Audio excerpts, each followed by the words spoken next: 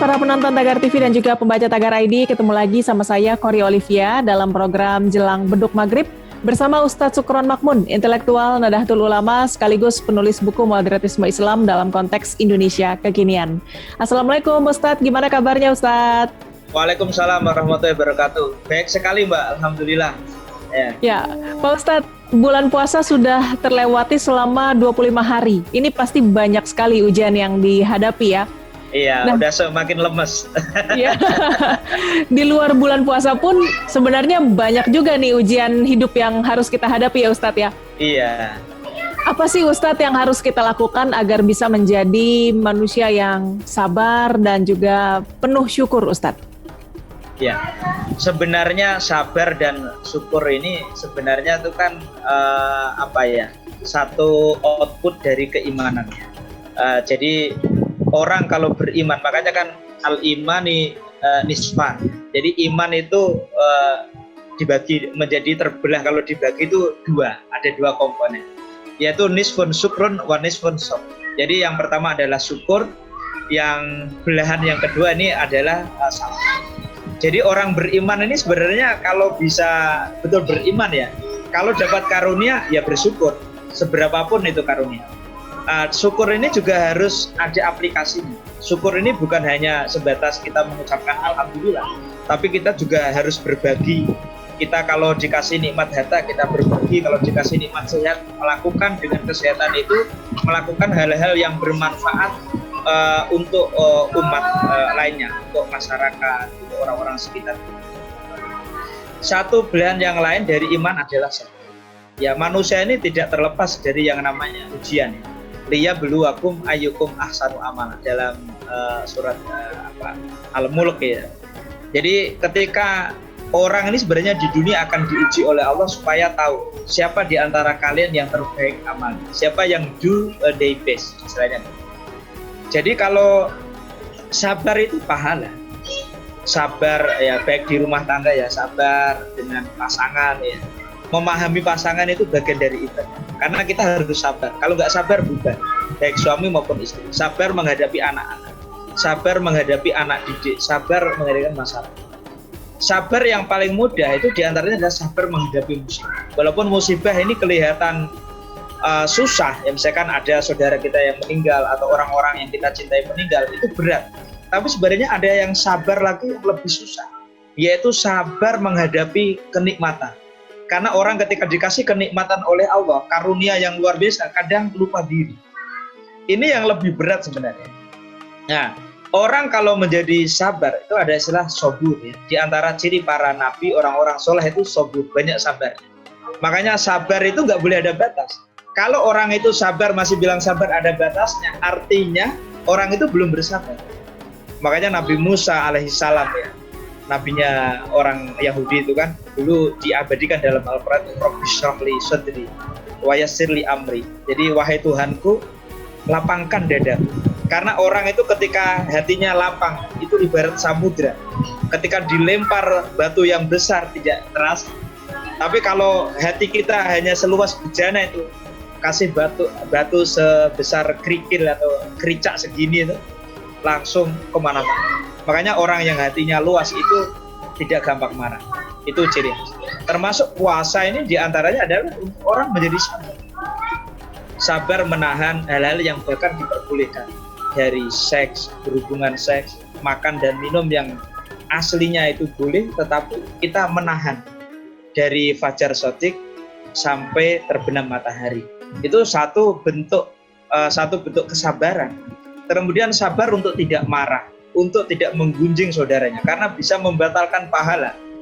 Banyak orang yang puasa hanya dapat lapar dan haus, dahaga, tetapi pahalanya tidak dapat, karena dia menggunjing temannya, karena dia mengucapkan kata-kata yang menyakiti hati orang lain. Itu artinya bahwa puasa ini sabar. Nah, syukur. Orang kalau dikasih kenikmatan itu syukur, makanya la ing syakartum la azidannakum wa la ing kafartum. Kalau kalian itu bersyukur, maka nikmat Allah itu akan ditambah.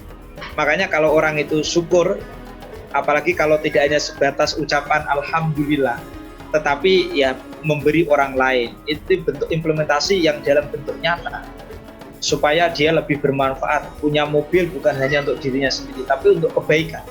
Ada teman kantor yang ini kita tumpangin pakai mobil saya. Ada tetangganya yang sakit mau ke rumah sakit pakai mobil saya. Artinya harta yang dikasih Allah ini dinikmatin bukan hanya untuk diri dan keluarga, tetapi agar manfaat itu lebih luas. Makanya dalam hadis Nabi itu khairun nas anfa'uhum linnas. Sebaik-baik manusia adalah mana yang paling banyak manfaatnya untuk orang lain. Makanya seorang yang beriman itu pokoknya tidak bisa dipisahkan dari keimanan dan dari kesyukuran, dari syukur dan sabar. Karena hidup ini sebenarnya hanya dua, dapat karunia atau dapat musibah. Kalau kita biasanya itu kan walana beluan nakum ya. Jadi setiap manusia itu pasti akan diuji. Minal khauf dari ketakutan. Misalkan ada saudara-saudara kita yang terjebak dengan perang saudara atau perang karena dijajah. Minal khaufi wal ju' atau misalkan kelaparan. Wa naqsin minal amwal, bukek. Dia punya duit tapi tidak cukup. Wasamarot ya, misalkan gagal panen atau panen tetapi tidak mencukupi kebutuhan. Ya. Itu artinya itu ujian. Tapi kalau dia mengembalikan semua ujian itu adalah bahwa innalillahi wa inna ilaihi raji'un, bahwa kita ini adalah istilahnya milik Allah dan segalanya akan kembali. Misalkan ketika ada keluarga kita yang diambil, istri kita, anak kita diambil oleh Allah, ya ini memang dulu kita tidak punya apa-apa. Ketika diambil itu kan ibaratnya titipan. Punya mobil, kemudian mobil itu kecelakaan atau misalkan hilang, ya itu memang kita dulu tidak pernah memiliki. Ketika dikasih itu titipan aja. Makanya kalau kita mengibaratkan kita ini hanya tukang parkir, punya mobil banyak, ya kita ini tidak pernah bangga, tidak boleh pamer, karena itu hanya titipan. Tukang parkir tidak pernah pamer, karena milik orang lain. Tapi ketika mobil itu pergi, ya santai aja. Makanya Nabi Sulaiman alaihissalam, Nabi Sulaiman ini kan nabi Bani Israel, salah satu nabinya orang Yahudi. Sekarang Haikal Sulaiman itu banyak diperebutkan di Yerusalem karena orang Yahudi memiliki bahwa itu tanah yang dijanjikan, tanah suci, di antaranya ada Haikal Sulaiman. Nabi Sulaiman itu nabi dan seorang raja. Istananya besar, bahkan tidak hanya menaklukkan manusia, tapi hewan sampai bangsa jin dalam wilayah kekuasaan. Bahkan ketika Ratu Bilqis dari kerajaan Saba ketika mau menghadiahi emas, itu Nabi Sulaiman sengaja memerintahkan anak buahnya bahkan untuk telapak kudanya dia itu dari emas, kandang kudanya dari emas, sehingga Bilqis ketika lihat itu keder. Di kita emas itu menjadi barang logam yang mulia yang kita sanjung-sanjung, ternyata di sini ini nggak ada artinya. Tetapi Nabi Sulaiman dengan segala kekayaannya yang luar biasa, Nabi Sulaiman itu kalau habis beribadah, habis sholat lah kalau sekarang ibadah, itu selalu nyari orang miskin dan duduk, selalu bilang bahwa ana miskin yajlis ma'al masakin. Jadi yajlisu ma'al masakin. Saya ini orang miskin yang ya duduk dengan orang-orang miskin. Artinya dengan segala kekayaan Nabi Sulaiman itu nggak pernah merasa bahwa dirinya itu kaya. Karena bahwa dunia ini adalah milik Allah. Nah kalau kita ini kan enggak. Kita punya duit, ini milik kita semuanya. Maka ketika hilang, ya udah kita sedihnya minta ampun.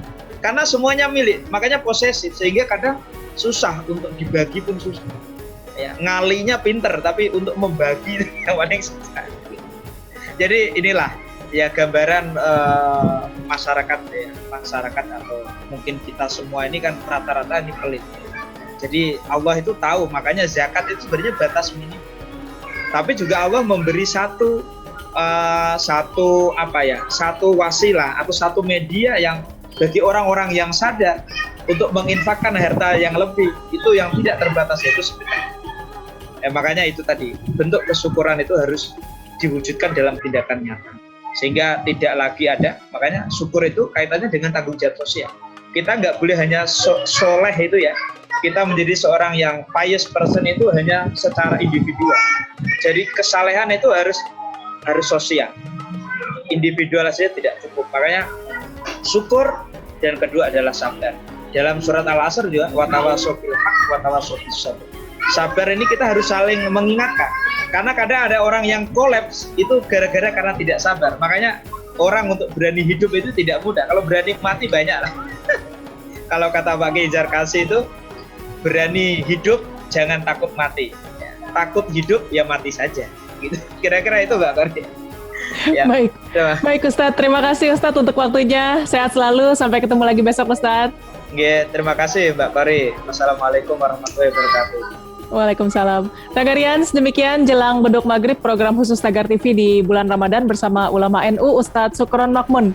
Subscribe YouTube channel Tagar TV dan klik loncengnya juga untuk mengikuti video menarik membahas topik terhangat hanya untuk Anda. Saya Kori Olivia, Tagar TV.